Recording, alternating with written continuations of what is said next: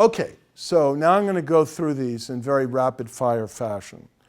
The first one is liberty. You can just think of our Bill of Rights, the Universal Declaration of Rights, the International Covenant of Civil and Political Rights, and you've basically got a global architecture for rights that has a human rights consensus that virtually all states in the world have signed on to, that has tremendous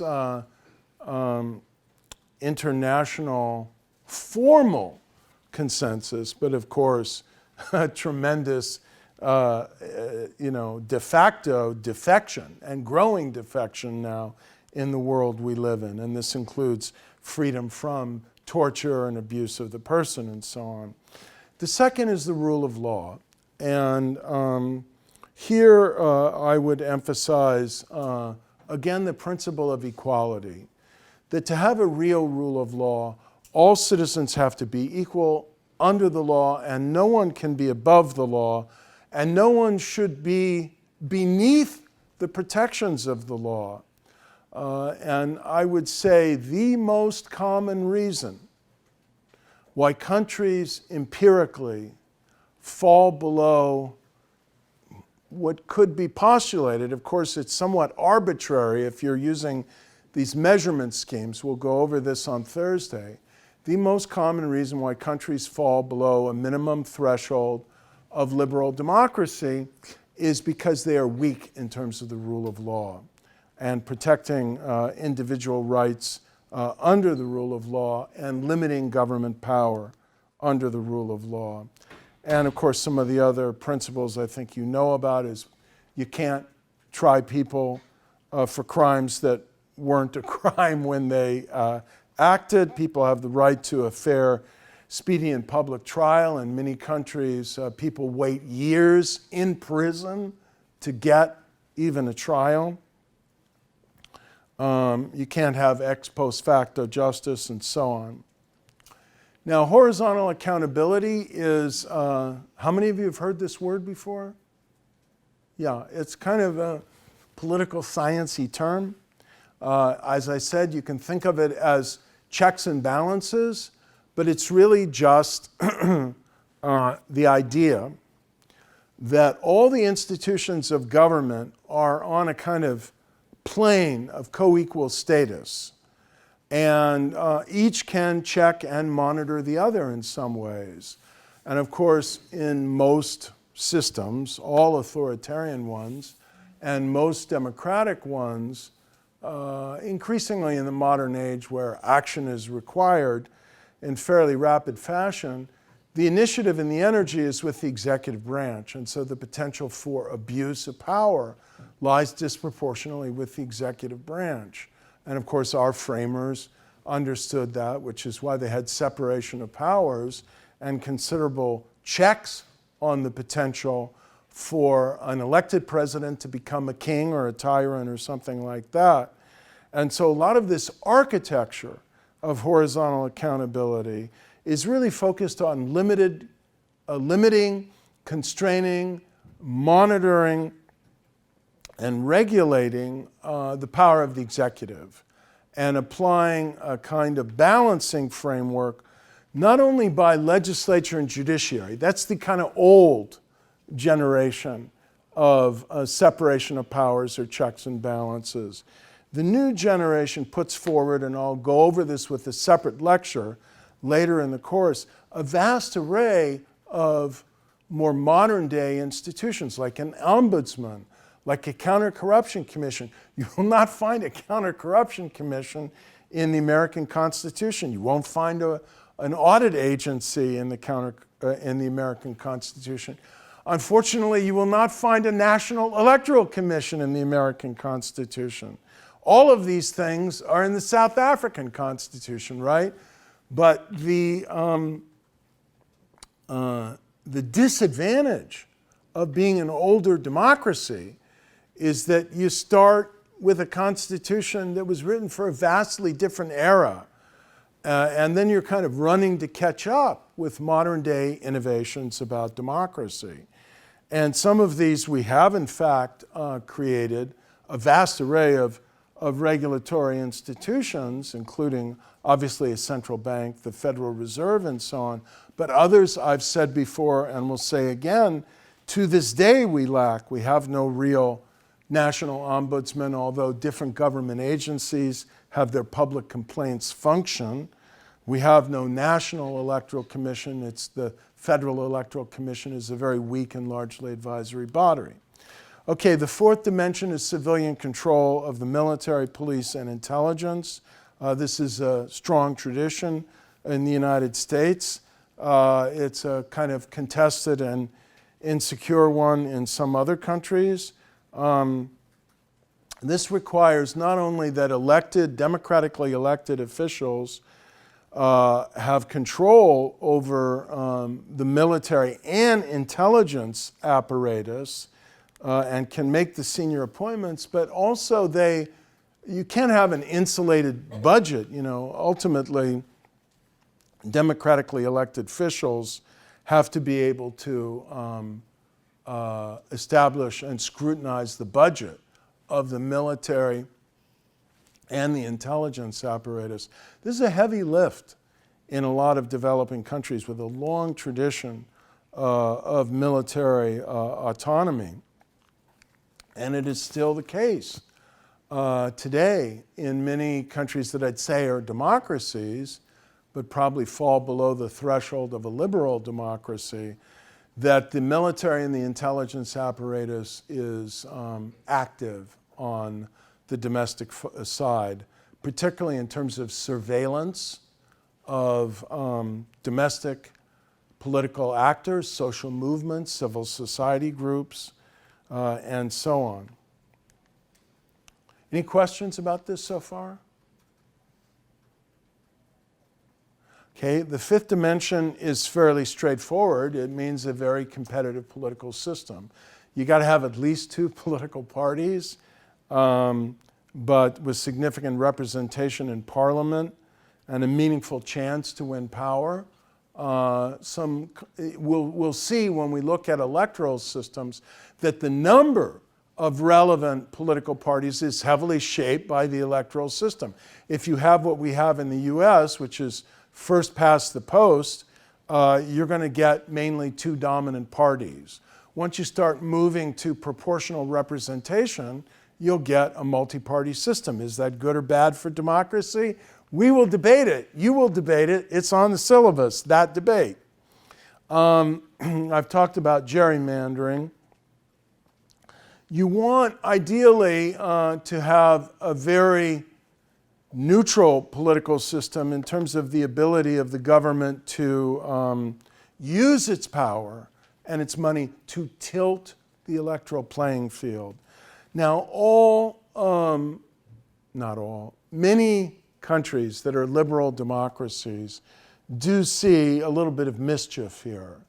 I remember, I'm old enough, I'm sorry to say, that I can remember when President Nixon timed an increase in Social Security payments to the American public to be shortly before his re-election in 1972.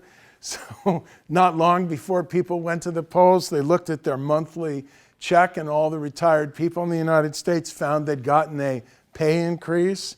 You can say that's, kind of skirting with a little bit of abuse of power, but, that's kind of within the realm of what we would not say is disqualifying of democracy. It's just what is done to use the power of incumbency.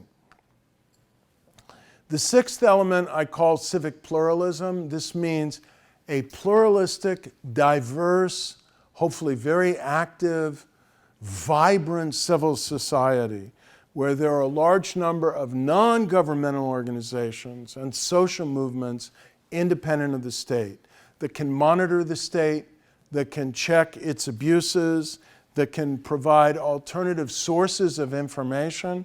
Obviously, this becomes a great possibility for innovation and enrichment in the digital age, and a great source for mischief and polarization in the digital age.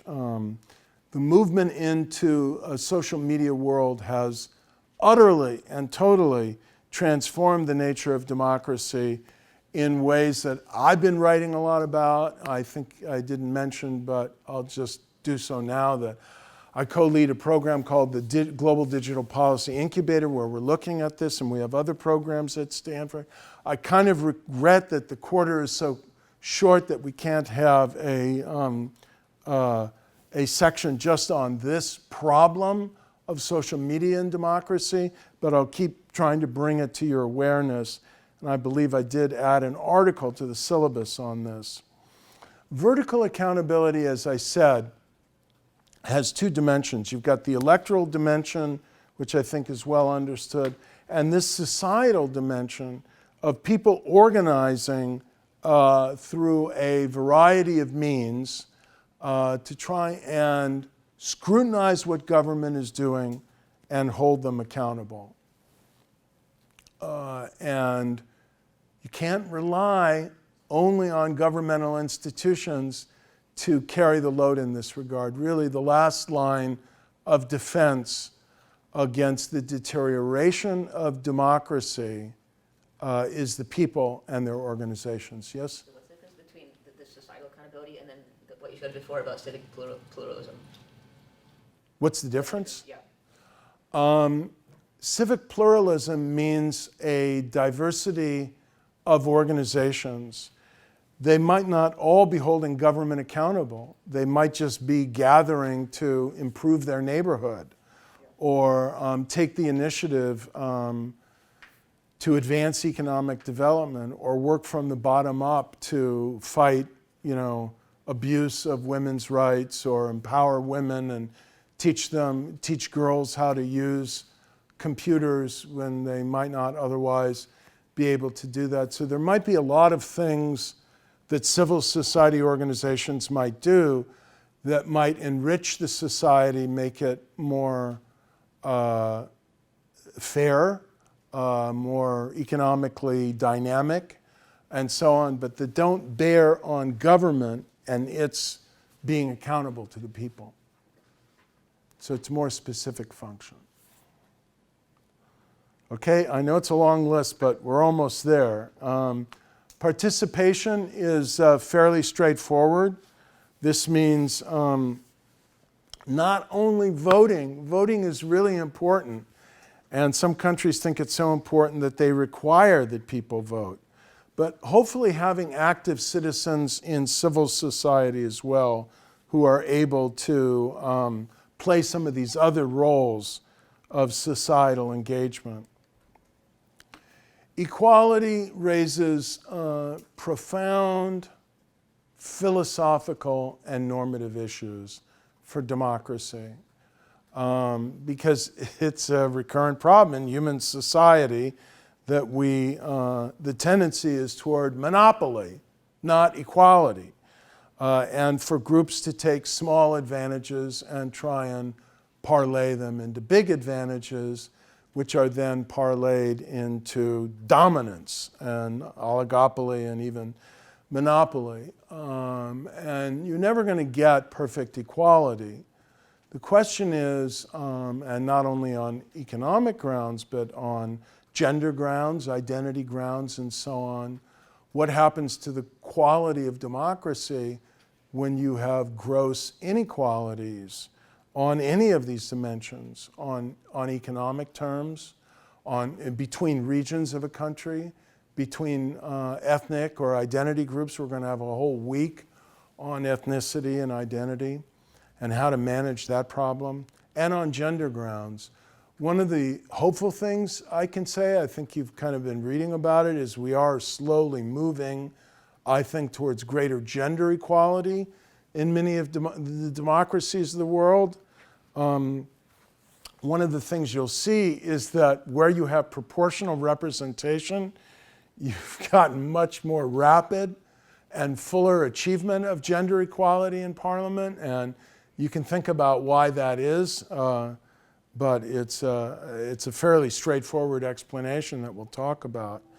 But it's still very rare that you find a country where women constitute half or nearly half of the parliament or the cabinet. Some countries are moving in that direction. And though we're in an era of somewhat improving gender inequality, I think you know we are in an era of dramatically deteriorating fairness in terms of income distribution.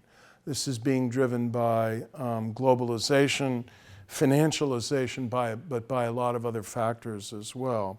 And I think it's one of the big challenges to the viability of democracy, and it's one of the big factors that's driving support for illiberal challengers to democracy. And when you read the classic work by my mentor, Seymour Martin Lipset, on democratic legitimacy, you'll see that historically, one of the big factors that has induced people to abandon faith in democracy is declining economic status, and that's what we're struggling with now, and that is the base of support for a lot of illiberal populists. I think responsiveness is fairly intuitive. I'm going to make these slides available, by the way, so after every class, soon after, slides will be up on Canvas and you'll be able to go over them. The civic culture is one in which people are tolerant of opposing groups. Political elites in particular respect the right of the other opposition to compete. And they exercise forbearance. That is, they underutilize their political power because they realize that if they go to the hilt to try and crush or marginalize the opposition, that first of all, this is not in keeping with the spirit of democracy. And second of all, if they ever lose an election again, the opposition may do the same thing to them.